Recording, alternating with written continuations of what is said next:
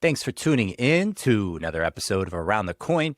Today's guest, Jack Vinijtrongjit, is the CEO and co-founder of AAG. AAG has raised over $20 million with over 70 employees, building out infrastructure for Web3 and Metaverse adoption. Jack is a serial entrepreneur, having started 4 companies before this. He is an avid investor and advisor to other Web3 projects, and he's deeply familiar with the current landscape. So we talked about that. We talked about how is Web3 doing? What's actually happening in the metaverse, or what will the metaverse actually look like when it does happen? We dove into different projects. We talked about AAG, and we also discussed just generally the market climate and the adoption across the world for crypto and Web3. We talked about Japan. Being from Tokyo or in Tokyo, Jack is interesting to hear his perspective, because Japan, unlike other countries, pulls people into Web3 in the metaverse. The government will actively encourage people to utilize technology more so than any other country that I know of. They are utilizing middle schools in Web3, like VR middle schools. And we talked about all sorts of things that Japan is doing, which is an interesting kind of case study. Hope you enjoy this conversation. Here is Jack, co-founder, CEO of AAG. All right, Jack, thanks for joining Around the Coin podcast. I know you've been involved in multiple things in crypto and Web3 and blockchain. You're now running AAG. Why don't we start off there? Could you give me the brief explainer of what AAG is and what part of the blockchain Web3 landscape you find yourself most interested in nowadays? Yeah, sure. So like a short version is AAG is essentially try to make things easier for both consumer and businesses to come into Web3, right? Because when we started off actually on the GameFi side, we had one of the largest guild in the world, working with a lot of different people in different demographics. And our users were from all over the place, from like 18 to 75 years old. And as we keep expanding to education and Metaverse, now our users start from 6 years old. So we see a lot of gaps in the hole because, Web3 is a niche to begin with. So technology kind of geared towards early adopters, right? So because of that, our user was struggling. And that's why we had to kind of, instead of solving something like more interesting like business use cases, we had to go back to the basic. And from even starting working on a wallet, for example. So we've been working mainly on with infrastructure. So that for the past year.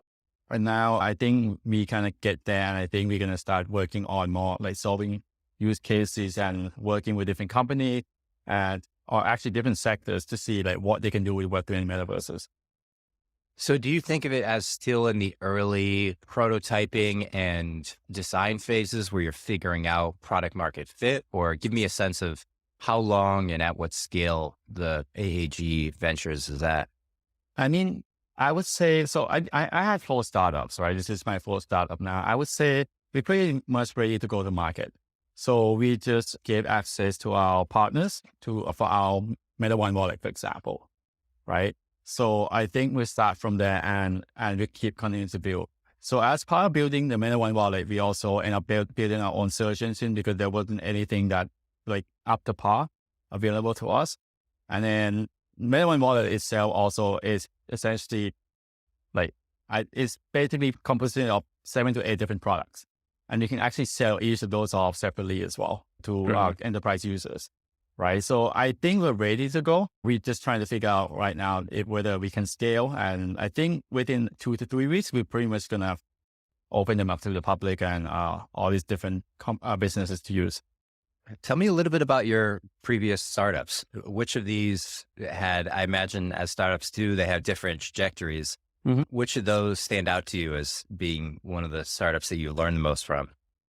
I they all, I would say every experience I learned from, right? Whether it's big or small, or like whether it had an exit or not. When I first got into startup, I came from the corporate, the consulting side, right? I used to do technical consulting. So when I first got into the startup, I had to really quickly figure out how to work with a very, very small team, right? Where everyone's doing everything, right? I remember I had a super intern that was doing pretty much everything, HR, accounting, research, marketing. And she was like 20, right? Mhm. And now she's actually exited with DoorDash and a few other companies. So, I mean, in startup, it's really all about like how fast you can adapt, how fast you can learn, and how much you're willing to listen and learn from other people, right? And whereas Yeah. the ideas are all free flowing. So I learned that very quickly.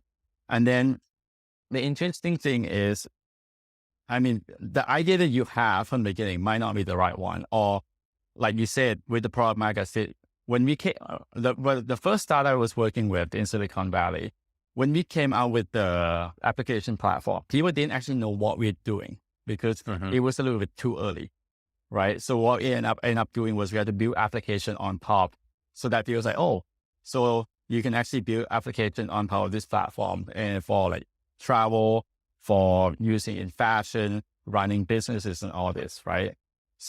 And then as we keep moving, then once you have an example for you to understand, I remember we used to run one of the largest lifestyle, I guess, content platform out there. And that actually ended up transitioning us to the next startup because one of the Italian luxury brand saw it and they're like, hey, can you build something like this for us as well, right? Can we use your platform? They're like, oh, by the way, we also will open our flagship store in Beverly Hills. And because of that, and they didn't have, they were figuring out how to open the store. They didn't have the software for it. So they're like, hey, can you also build a point of sale for us? So we ended up building the point of sale and that became the next startup, which really is going on right now called XY Retail. Wow. Interesting. And so you were building the content platform. So this would be like a WordPress hosted sort of like brand of it's clothing. a little more than that. It's much more complex. We had like billions and billions of pages, right? But so we built a platform where I think we had over 1,000 writers at one point, right? So we're paying them for the content they write. And then we would also use the content that's syndicated from all these different networks, a lot of time through RSS feeds, from Pinterest, Facebook, Google. I would say at one point we have, but any page on Google or Facebook, you'll also find on our website, right? And we bring all this content because we were very, very early in content marketing, right? What we're doing is that we allow people to curate content and also make money out of it, right? We also get paid per view because they help drive the traffic to our website. And that platform that we built, we actually still use the same kind of architecture, even in AAG as well, right? Because we learned how we build, I was part of probably 6 or 7 different platforms that we built so far in the past. Since I graduated. So a lot of the things that I learned apply to AAG so that we don't make the same mistake essentially. Yeah. Tell me a little bit more about that. So you're going to start up a new platform. So for people listening that may be wanting to start up a new platform and set it up correctly, what's the general like architecture that you would follow in building a new, when you say platforms, you mean just website or is a specific definition of platform? Fundamentally, the way I think how we can scale in terms of development is that we need to allow third party to also develop, right? At the same time, even for our own team, we need to make it as simple as possible. For example, if I want to launch a new API for like one of our partners, which we did recently, right? So one of our API is actually our wallet and our APIs coupled together, give this unique feature where you can actually have access to NFT across wallet and cross chains without actually having to connect to all different wallets. So you connect to one wallet. So let's say you have your sword on Solana, your helmet on Ethereum, and your boot on Cardano. Even if you connect to just Ethereum wallet, you actually have the access to all, right? And it only took me about 5 to 10 minutes to expose to our partner because when we first started AAC, we first built this platform where it's so easy to build these microservices. It could take like 5 to 10 minutes and then you can expose it, right? And because of that, our productivity goes up significantly. You're like, hey, what problem do you need to solve? Then you only solve that problem without having to worry about security, scalability, or extensibility, because those are all taken care of by the platform. If that makes sense.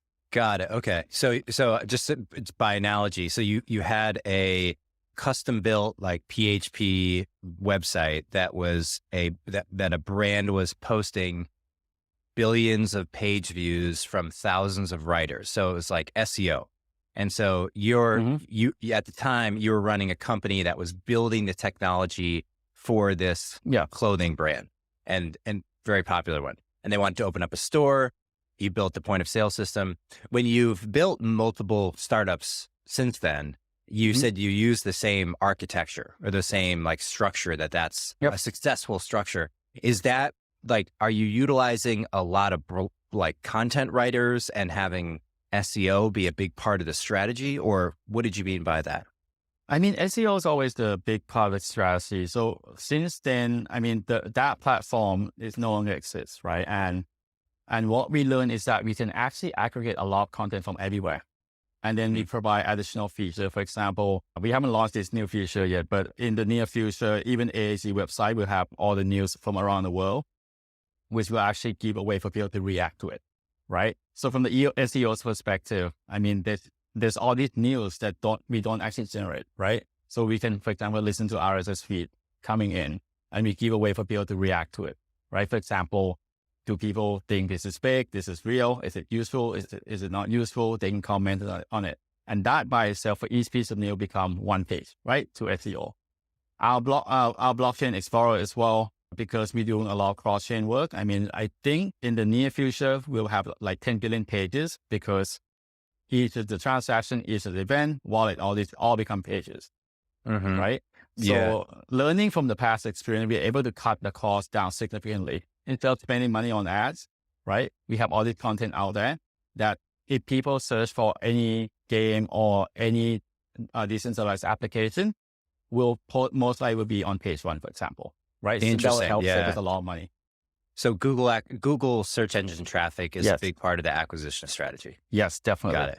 And so you guys have raised 13 million. Is that right? About there? So 12.5 in the private round. And then, total about 23 also, 23 also, 24 million. Okay. And there's about 70 people in the company now. Does that sound about right? I think as of today, we have 77. And when you describe the different operations or the different parts of what the company does, is the company divided across multiple different objectives? You mentioned the wallet, you mentioned some other things, or do you sort of see this as like one overarching mission and North Star? And if so, what is that overarching? How do you describe what that overarching mission is? I mean, our mission is to, if you take a look, right, our mission is to basically enable economic opportunity for people through the metaverse economy. Right. So what does that mean? I mean, we know Metaverse is coming. We know Web3 is coming, right? How do we make it so that it's easy for people to come in? It's safe for people to come in so that they can participate in this new economy without getting left behind, right? So that's the idea. Now, in terms of how we break down people in our team, everyone's kind of wearing multiple hats. I mean, 77 people might sound a lot. And I think about 64 people are directly involved in the product, with the product in some way, whether they're engineering, product team, design, or content team, right?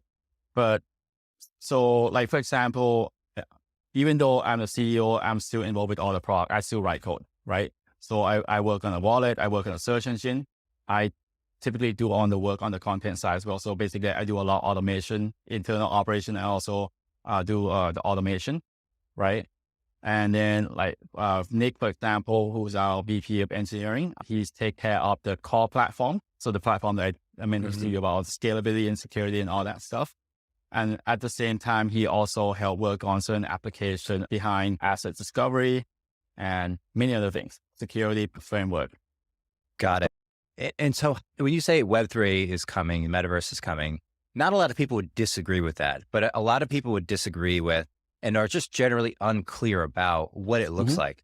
How do you articulate the most confident trajectory of the next, say, few years? You know, what we can expect within 5 years as to how this sort of shapes out. Today, it's like ICOs, NFTs. You know, certainly we're in like a depression now with FTX collapsing around centralized exchanges.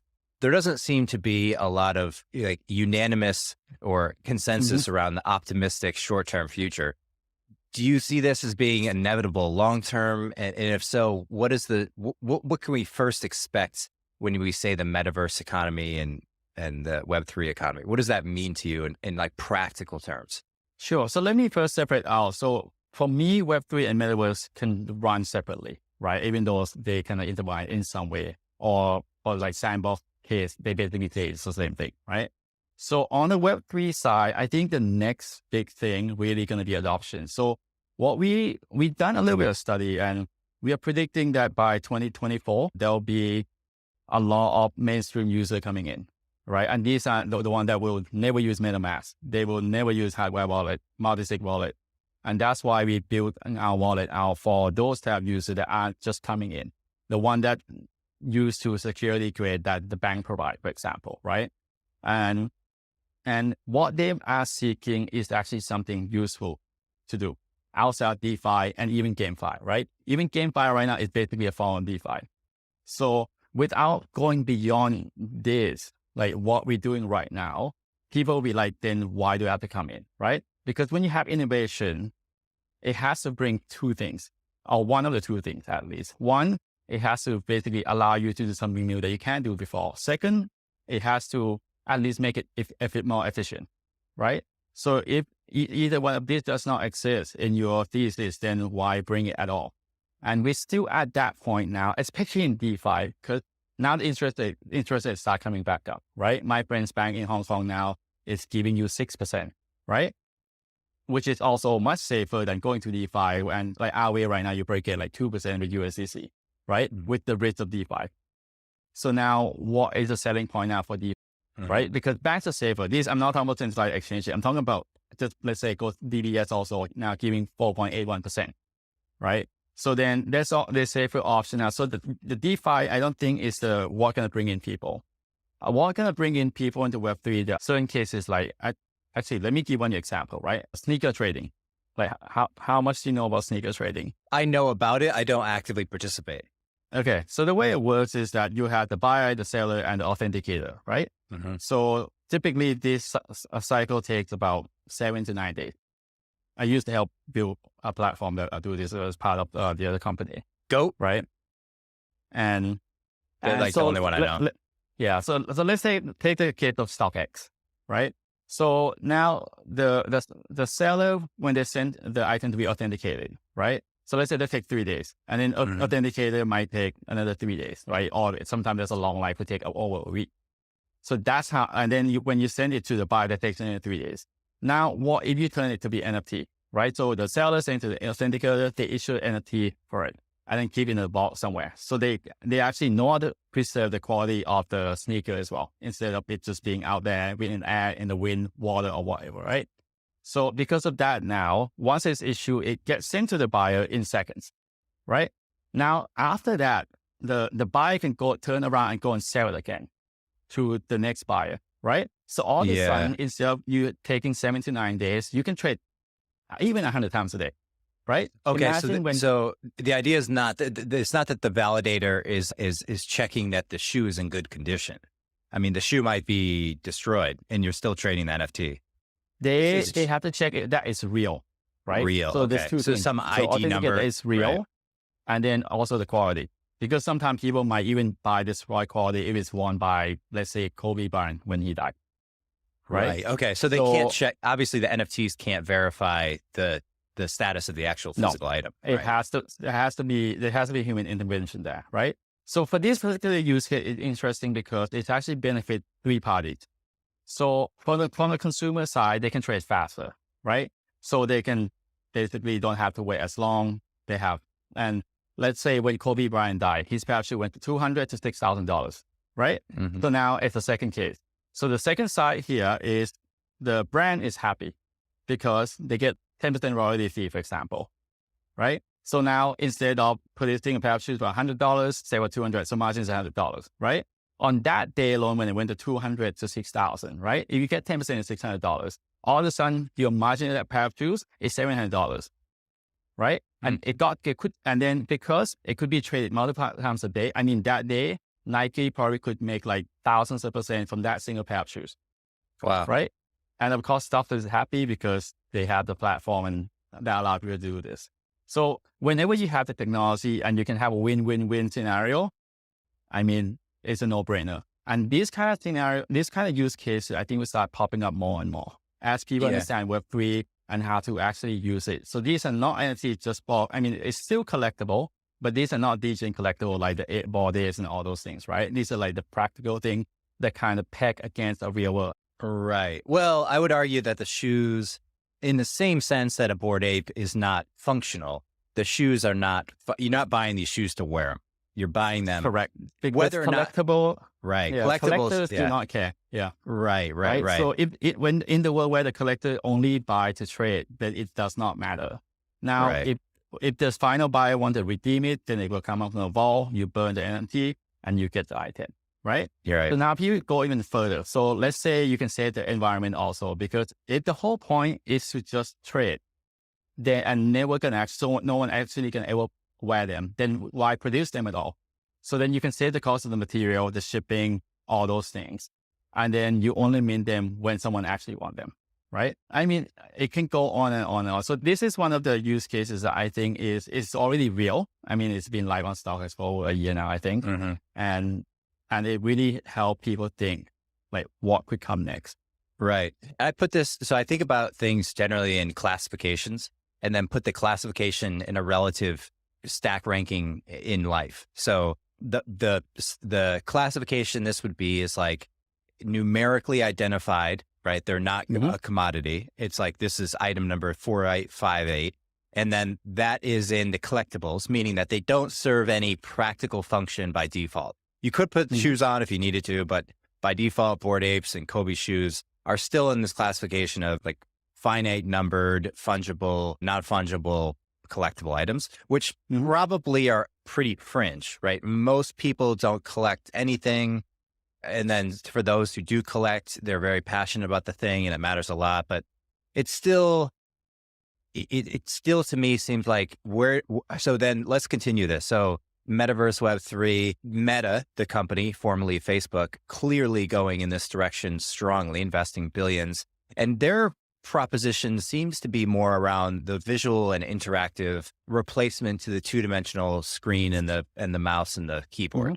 So different, really, really different. And in many ways, to me, seems broadly applicable because we're communicating on a 2D screen. How much better would it be if Jack and I could just throw on our just glasses and we're like in the same room or in the jungle or something? Like way more interesting. Is that not what gets you excited? What you think about when you think of the metaverse and what's in the short-term rollout? I mean, Oculus is on version 3. What happens when they hit version 6, 7? Does everyone start using it? That is actually not the part that excites me because, I mean, it depends, right? Because the different definition for metaverse. So for Meta, of course, it's all about social media, social interactions, all this, right? But at the same time, they also start pointing out now with education. I think education is the part that's going to take off first because, first of all, you do not have to have even if you have realistic graphics, you can already do because you have very limited number of students in the same class or maybe just by themselves, right? So for me, Metaverse has, the definition is a little bit different. For me, it's about how the data get to the user, right? So there's 4 mediums. So there's basically like screen, like you said, there's VR, AR, and sensor, right? And then the other part is actually the velocity that the data get to you. So let's say you wear VR glasses and you take a look, let's say the piece about behind me, right? So typically what you have to do, you pull your phone out and you basically try to Google it. Maybe you use Google Lens and basically try to see if it shows up, right? But now with AR glasses, you take a look at it, it should already tell you, right? Who actually painted it, where can you buy, and all those things. So the velocity is different. Now, from the Meta perspective, they focus a lot on the VR side. I mean, because they bought Oculus and a lot of people kind of a little bit brainwashed by Snowgrass and also like Ready Player One, right? Ready Player One, what people don't brainwash. What about inspired? I mean, yes. When I say brainwash, it's because people don't. I mean, it's a dystopia scenario, right? Where people no longer want to be in the real world, so they want to escape, right? So, but we're not there yet, right? So because of that, whatever you can do in real world, you would not actually want to go and do in the metaverse. First of Yeah. all, it's much more difficult. It's cumbersome. Like, for example, you would never want to go to a bank in the metaverse, right? Because No. in the real world, you pull out your phone, take 20 seconds to transfer money. If you go to the bank in the metaverse, you go wait in line. You have to walk. You don't even know where to go sometime. And then you spend time with the teller and maybe it takes like 10 minutes. It doesn't make sense. It's right? It's almost it's like taking your electric car to a gas station. It doesn't complete it. Why would you, Yeah. But what VR give you, at least let's say first from the education perspective, is that it removes the physical limitation, right? So there's a reason that we don't learn physics and chemistry until high school, typically, right? Because it's dangerous. If you mix the wrong chemical, it blows up and it can hurt you, right? So in a metaverse, you can actually inspire kids by allow them to learn all these things when they're like 5 or 6, right? They can do all these experiments without harming themselves, right? Or let's say a teacher wants to go take their student to the moon and learn about basically gravity, right? They can go jump around the moon. They can do that. I mean, technically, they probably can do this in the real world. It's just going to cost like a few $1 billion, right? So it's not practical. But in the metaverse, they can take them there.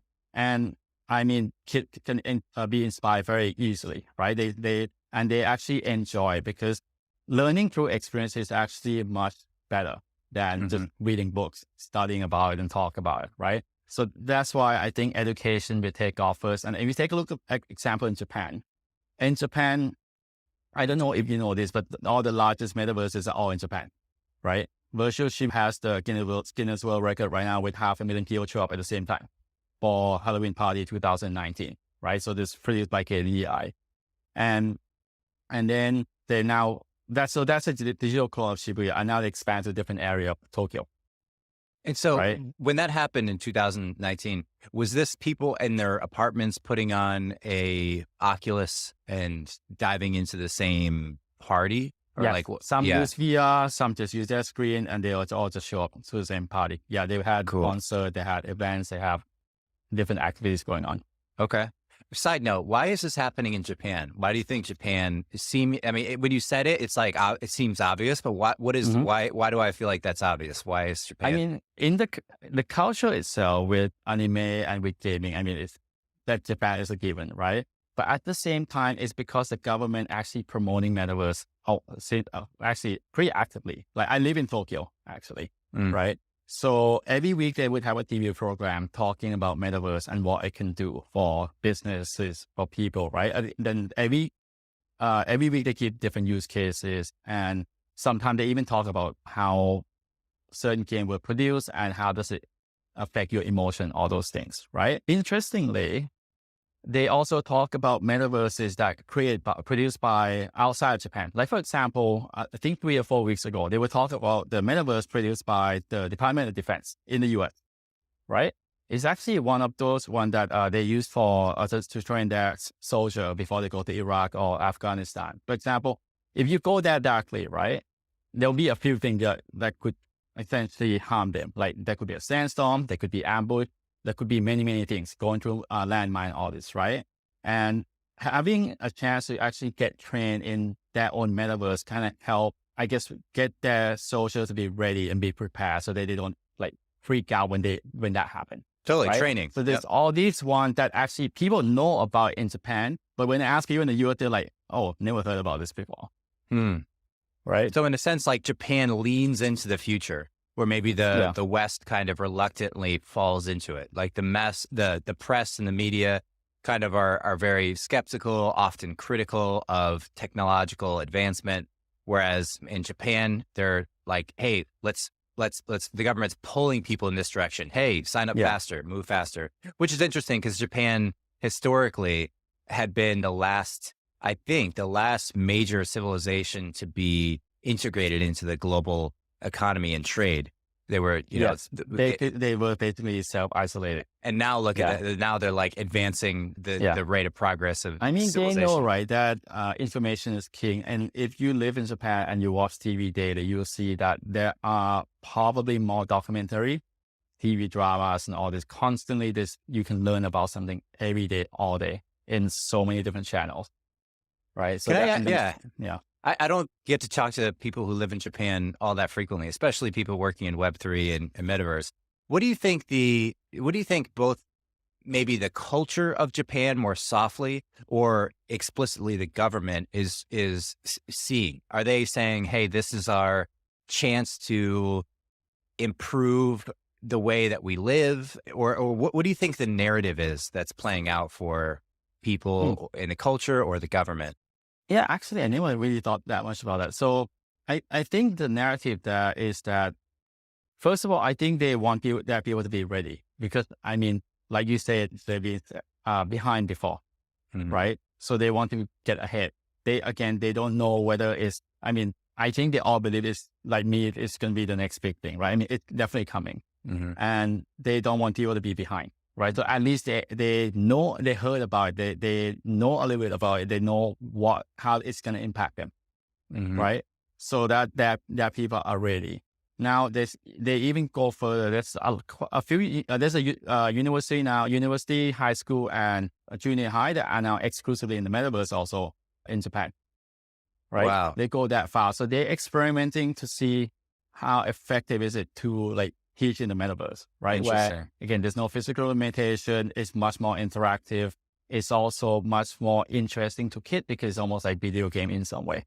Yeah. Yeah. I wonder if that's a function of the density. I mean, Tokyo is, I think, the most dense or most populated, at least, city in the world. Or at least one of them. Yes. And it seems like the technological adoption from the government is incredibly strong. I mean, South Korea comes to mind, but there's not too many places that rival technological advancement adoption that Tokyo does. I almost think of maybe the metaverse technology as being, I don't think of Japan as being the place where it's being built, but I think of it as the place where it's being used. So maybe it's built in other countries, but it's being like, Japan is like early adopters. They're like, hey, we'll use it for everyone.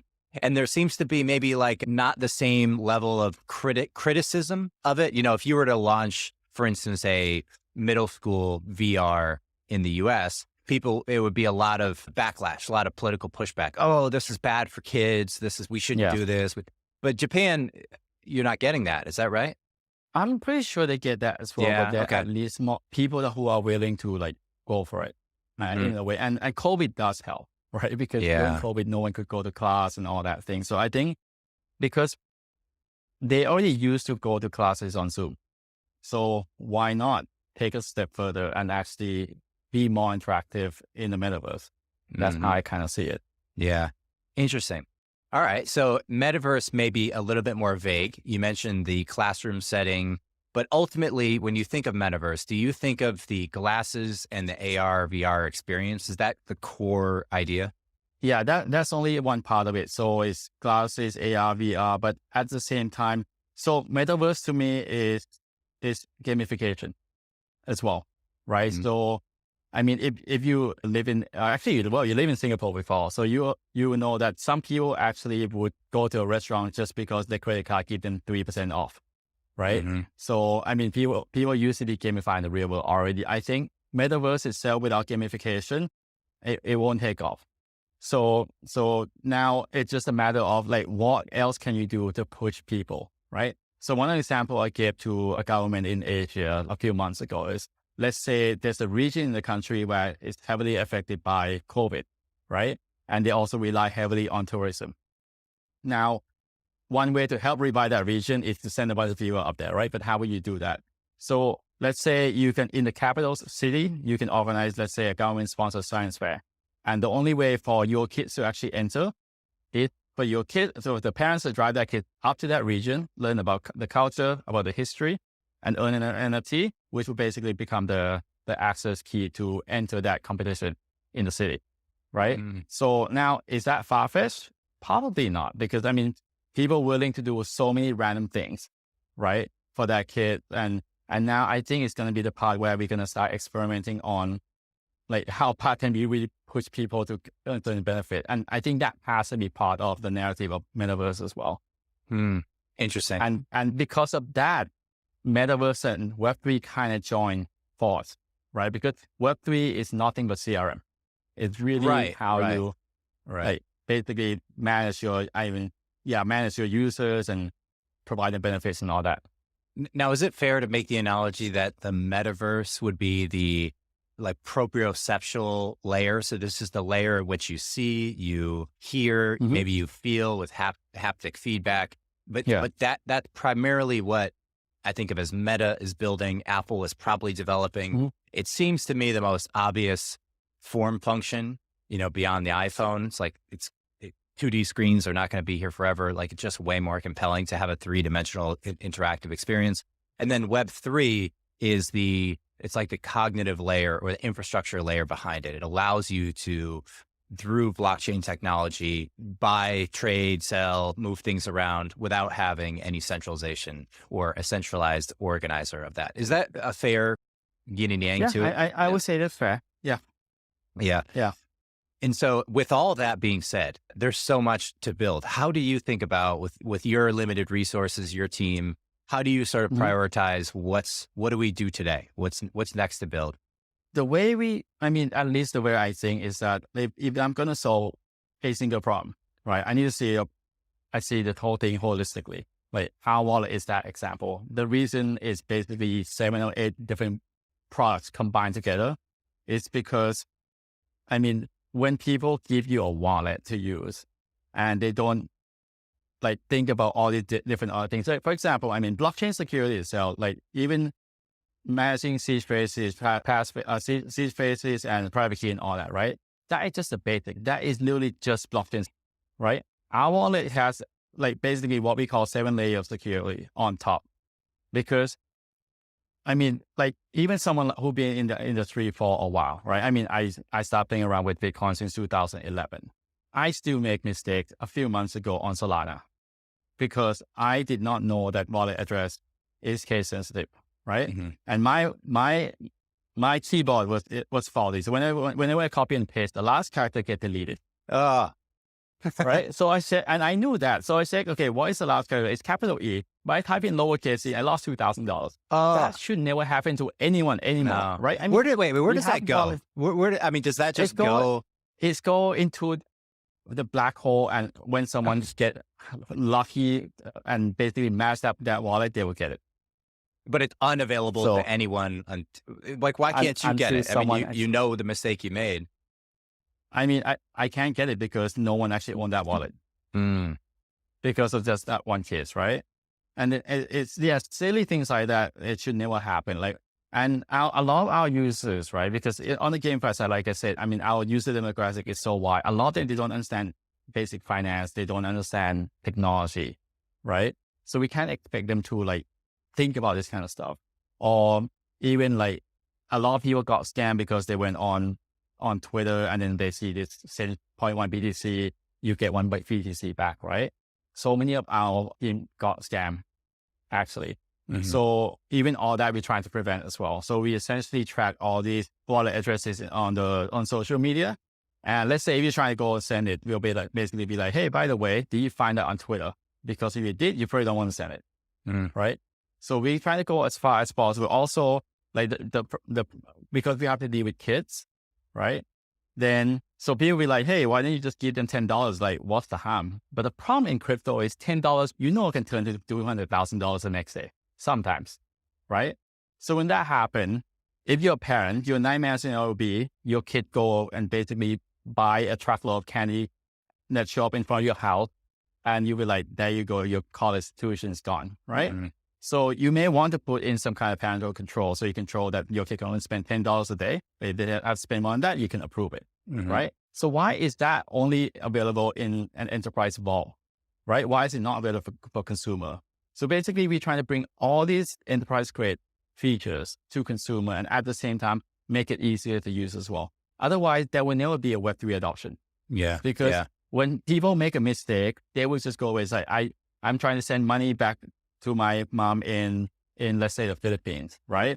And then I just lost $2,000 and there's no one can help me revert it. Then you're done. That is not good. Right. So that's why I said, when we try to solve the problem, it's not like blockchain security is pretty much a solved problem, right? Whether it's easy to use, not easy to use, but it's other things that a lot of you don't focus on. And the problem in Web3 is everyone build things so modular that they be like, hey, okay, so there are 8 different dApps out there. Why don't someone go and put them all together? Which is the wrong approach, right? Yeah. And you will never earn trust from Web2 user that way. You have to come and say, hey, we thought about this, and this, so that when you come in, you will feel safe. And then at the same time, we also allow them to discover new use cases. Like that's why we build our own dApp store as well. So first of all, they can discover new things they can do. Second, they will never go to the wrong dApps because it's so easy to go smart contract on website these days. You can launch Uniswap V4 in like 2 hours. So yeah, it's a lot of things that we think about when we build product. And that's why a lot of times people think we're crazy. Like I remember back in October when we launched our dApp store and our AAG Academy and a few other things, people were like, why are you building all this, right? So people see all this product like horizontally. So what I did was I draw this diagram and I turned it this way. So blockchain security at the bottom, and then all these layers are now additional security for our users, right? Now the picture is complete. And then once we have this foundation, then we can extend to build all these other applications like privacy, focus features, so that you don't have to review your wallet to even spend all these things, right? But without this foundation, it will never work. And so what do you think of as we stand here now, December 1st, 2022, we're in a significant depressive period. What is happening? I mean, do you think there's a realization that, hey, we've been working on this stuff for years, it hasn't taken off, we're somehow misdirected as a society as to the potential for the technology? Do you view this as maybe a psychological ups and downs? Like, how do you sort of digest or make sense of the wild up and downs? Because intuitively, I would think that, as technology develops, like without any other technology, it kind of gradually goes V1, V2, V3, V4, V5. It gets early adopters on V1, V2, but doesn't hit market critical mass. By like V4, V5, there's like kind of like real use cases happening. It doesn't seem to me that there's real use cases happening where is it happening? And how do you sort of make sense of the broad landscape? There are actually quite a bit. It's just that they don't get mentioned because they're not exciting and it's not something you can speculate on, right? And that's why, I mean, you keep hearing about crypto and NFT because people are making money or losing money on it. Every day on Twitter or StockTwit on all these sites, you basically see people screaming, yelling, and say, hey, I just make money or I just lose money, right? Or even on the news, they focus more on the price. And that's why you don't hear about the actual innovation. Right? The sneaker trading, certification, I mean, people using in agriculture now also, right? Or like supply chain has been around. I mean, COVID vaccine get transferred from Europe to Asia. That's also on blockchain, right? So, and also, I mean, there's so many different use cases that I think will start surfacing because now there's a lot more enterprise company, a lot of SI like Accenture, Deloitte, and all those guys now start thinking about what their client might want and what kind of tool will they build so that they can enable their client to provide these services to their customers, right? So when these bigger guys now start coming in, then people start getting more serious about the actual application rather than basically speculation, right? So I mean, the market is going to be bad like this. We don't even know how far the fall are going to be with FTX, right? I think it's going to, I mean, I know one VC that lost over $1 million on just Ethereum. So yeah, just Ethereum alone had $1 million, right? So, I mean, I think that will probably last for another like 6 months or 1 year. And then there'll be more and more fall with centralized exchanges, different platforms, different projects running out money. Yeah. So what is happening there? Is it that, like, say, take another like Binance, right? Do you think Binance is just insolvent in that it's just a matter of time before people withdraw the money and then Binance says, hey, we don't have it? Is that what's happening now when you say? I actually don't think so. For Binance, right? So one thing that is interesting, I actually posted a comment on one of the YouTube channel this morning. What's happening with Binance is that I can't tell you the source of information I got, but back in May, they already started liquidating all these risky assets, right? And if you take a look, even back then, if they might give you, let's say 5% yield, but it'll be only for like the first $200, right? even if you have $1 million on that, you only get like 0.1% interest rate. They probably do quite a bit of lending, but at the same time, they'll generate shitloads of money, right? So, but there was one day that I looked at it, the volume on that day, if I calculate the fee on average to be 0.1%, they will make $150 million in profit that day alone, right? And we had quite a bit of a bull run from, 2019 to like basically towards end of 2021, right? So in that time, they could have accumulated all this cash. And even today, I don't know what, I haven't checked the volume yet, but I think they probably still make close to $10 million a day, right? So they're actually able to pay out onto this deposit. Now, another thing is when people say, okay, there's a lot of deposit, there's people staking, right? But how much are people actually staking versus just keeping in their wallet? So without having the full picture, you just cannot tell. And that's why people also saying, right? Proof of reserve doesn't mean anything unless you know about the liability, right? You know about the number of people who deposit, and then you know how many people actually staking, earning the yield, right? And then what's the percentage of, what's the average fee? Because let's say if you have referral, I don't know how many people have referral, then 40% of that fee also will go to the referral, right? So if we have this full picture, and I hope they will release it, then we have a clear picture whether they're insolvent or not. My guess right now is that they're okay. Really? Yeah. Interesting. Yeah, I would imagine that is really not put out there for a reason, right? I would think that if I'm CZ and I'm at Binance and executive, I'm like, and we're in good shape financially, I'm thinking, put that shit out there. Like today, just say, hey, here's exactly what our debts are. Here's what our cash on hand is.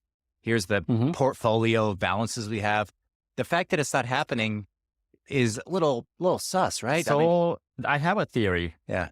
So I think Binance US, remember there was a SPAC that was attempting to take Binance US public, right? So potentially they could be in talk or they could be in quiet period. And then I think all this number will come out. I think they're probably just going to go IPO by themselves, right? But now the market crashed, so they may wait. But the moment they're trying to go IPO, they will have to expose all this number. So that's when we see the moment of truth. Well, I would imagine that they're probably in good shape when the market is good. But when the market crashes, that's when the value that they may have on hand decreases while their debts remain consistent. So, but either way, it is a trying time.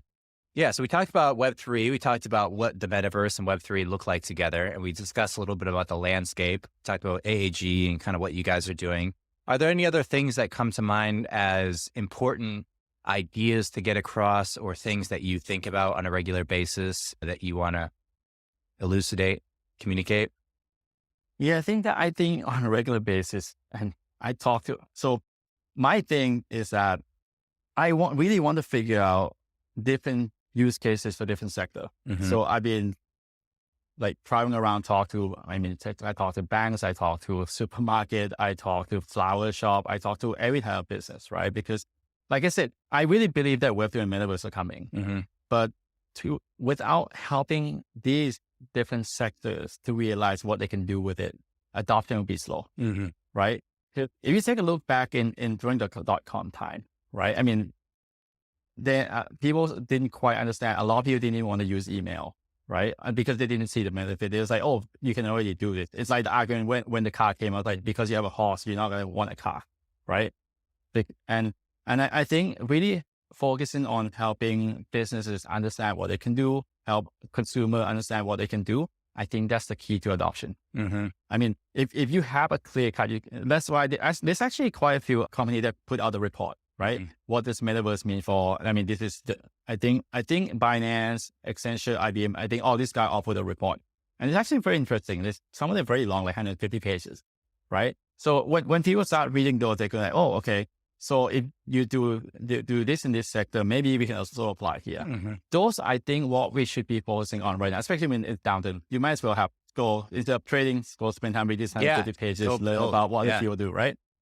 And then maybe you even have the good idea, say, okay, so if you already do this, I think you can do it better. And you go and do your own startup. I believe there's still a lot of money. Take a look at Animal Marker, right? They're trying to raise $2 billion for the Metaverse fund. The money is, it's plenty out there. I mean, of course, there's fund that affected by FTX and all that, right? In the tunes of hundreds of millions or maybe even billions. But there's always money out there that's parking there, waiting to find the next founders that come up with a good idea. So I don't think everything is bad. If anything, this fiasco essentially removed the non-believers from the market, from the equation. Yeah. Right. So then, I mean, they probably were not going to make it anyway. This accelerate and basically, or even force them to go out. I mean, I invest quite a bit as well. And I've seen founders send an email say, hey, we no longer believe in what we're doing, even though they still have 90% the money they raised. Yeah. They just don't believe in it because they were focusing on the decent market and trying to serve those audience which no longer exists when the price is like this. Yeah. Yeah. Right? Yeah. It's a good realization. I mean, in some ways you kind of see the emotional pendulum swing. So it's like people who are way optimistic, way visionary are also the people who get bit sometimes because you can be wrong. You're not always right. And when you're right big. When you're wrong, you can be wrong big. And then you start to be more conservative. Like you say, you start to build, you start to read the white paper, get more thorough. People tend to work harder. They tend to go back and get jobs where they wouldn't have otherwise.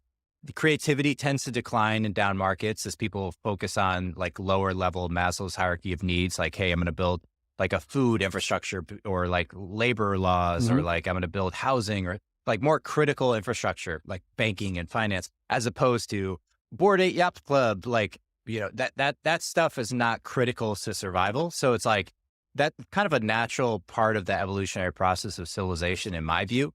And I kind of view this as the time where it tightens up, where people say, okay, let's now focus on the things that matter the most, give those proper attention, decrease our relative attention from like far out, distant future things and focus on the things that drive value today.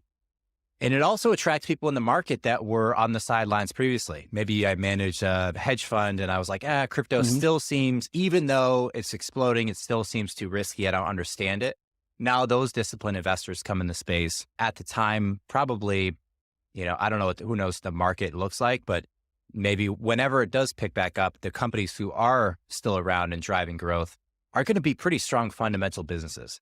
I think the idea of, and this is probably where the realism in me comes out, where I think the idea of I put Bored Ape Yacht Club as kind of the categorical investment class for highly speculative, non-necessary critical functions. Those things are going to be pushed way out. Like if you're pitching that today, you're probably coming up short. But if you're pitching something that's more practical and pragmatic, like, and it utilizes technology in crypto Web3 blockchain, it's like, it's interesting, right? Because once you kind of get yourself away from speculation, it's just technology. I talked to a few government, and I mean, even this past week, I just flew back to Bangkok from another country, which I can't mention, but I went to talk to the government, right? And so typically when you walk in, they'll be like, hey, I know what you're going to say, but what regulation do we have to change? That's typically the first one or two questions, right? And then my answer always is, if you use blockchain, NFT, and Metaverse technology, why are you have to change any regulation? They're just technology. They're just like internet, or they're just like computer, right? So when you're trying to solve a problem, you don't think about how, I mean, Web3, because the way they incentivize people with economy, it kind of still have to be that, right? The sense of community. And when there's no incentive, there's no community. Right. So that is always in people's mind. But at the same time, if you solve it properly, you really can you don't need to change any law in a way. Yeah. At all. I mean, I'm with you. Where are you learning the most? Are you on Twitter? Are you on Reddit? Are you reading books, white papers? And are there a few people maybe or blogs that stand out to you as places where you've learned a considerable amount or come back to time to time? What I tend to do is I just tend to go back to like some of the books, right? And my goal right now is actually to help my team kind of get up to speed and think the way I think sometimes, because not all of them been in startup before, right? So I even give them like the peer-to-peer book, the 0 to 1, for example. You will, okay. So that helps, right? Help them think a little bit. Or like when we start working in Metaverse, I gave them the Matthew Bell, the Metaverse book, for example. So they at least have some understanding on what we're working on. Because my idea of running a startup is that, I mean, I could get hit by a bus at any time, right? I want to make sure that I grow my team so that they all can become a leader. I really don't care if they're just an intern, right? I mean, if they have a great idea, they can become the product owner and they can and basically we can build a team around them. So I'm trying to provide as much knowledge as possible to the team, get them involved in the product. Every Friday, we have basically the fireside chat inside the company for everyone to just discuss about anything. So yeah, and in terms of online, I'm subscribed to so many channels, and actually, what I find the most useful and typically is a good aggregator is actually I see your drop Telegram channel. Okay, that's a good one. I actually find that very helpful, but at the same time, I would say every day I spend at least 15% of the day talking to people. And are you talking on Twitter, on online forums? No, I'm mostly on Telegram and WhatsApp. I'm connected to quite a bit of people as I travel around and connect new friends and ideas. And sometimes we just get on a random call and just chat about ideas. Awesome. So awesome. Because you have to, right? And you don't know, and not everyone know everything. Yeah. Right. And sometimes you feel like you have the solutions of something and you're not sure. You call your friend who done something similar before. It's like, hey, if I have this idea, like, do you think it's gonna possible? Is it possible? Will it really get adopted? Yeah. Right. And then they can tell you straight out, like, yes or no sometimes, which is great. Yeah. Or sometimes you debate for like 2 hours, which is also fine because then you really know that you're not just like imagining it's gonna work. You know they will work once you build it. Yeah. You want that honest feedback from people that you know are also knowledgeable about it. Cool. And are you actively on Twitter, anywhere online that you want to throw out as far as your personal? I on social media. I think I'm most active on Twitter, but I never been on Twitter before Web3. So yeah, my follower is pretty small right now, but yeah. And these days I do quite a bit of speaking engagement as well. Because usually I'm more on the more practical side of things, and that's why I get invited to like be on a panel or talk about. I mean, because the focus is really the adoption, right? And I talk a lot about adoption and what it really means and what we really have to bring in Web2, which are the majority of the people right now to bring to Web3. Yeah. Well, congrats on all the progress, man. It sounds like you guys are pointed in the right direction and clearly have good traction so far. Hope to have you back on one day, Jack, and thanks for sharing your time and your ideas. I appreciate you. Yeah, for sure. Thanks, Mike. All right. Take it easy. Right.